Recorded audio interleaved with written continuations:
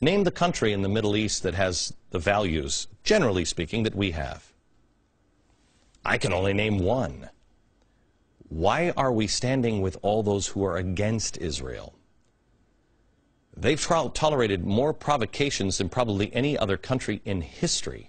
And despite having enough arsenal of nukes to obliterate their enemies, believe me, they can take care of themselves.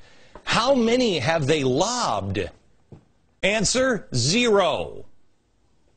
While everyone complains about all the evils that Israel has done to the Arabs and then picks apart each tiny imperfection with their democracy, by the way, a republic is ugly. Tens of millions of Arabs, tens of millions, have suffered atrocities at the hands of their own countries. Gays are still tortured today and killed. Bloggers jailed without cause, women humiliated, raped, and murdered, dissidents killed, protesters shot, terrorists born, suicide bombers given by their mothers.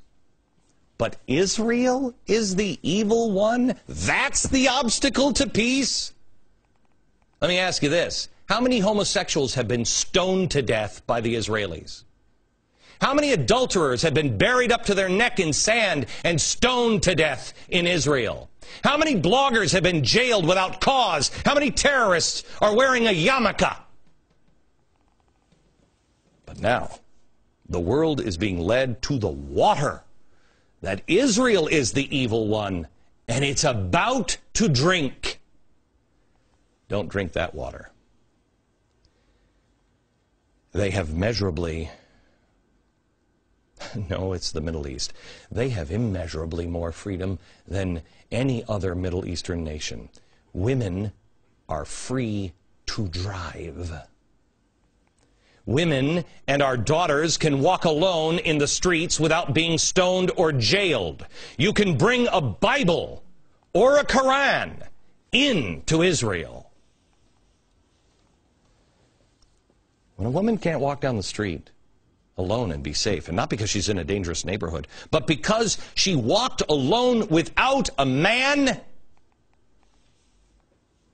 how do you possibly stand with that country? How do you possibly stand with that? With a group of people that say, I'm going to kill you if you don't go to my faith. A country that treats women or people who are at all different like a dog. Treats a woman as a piece of furniture or a sexual toy that can be raped, and the courts will allow it.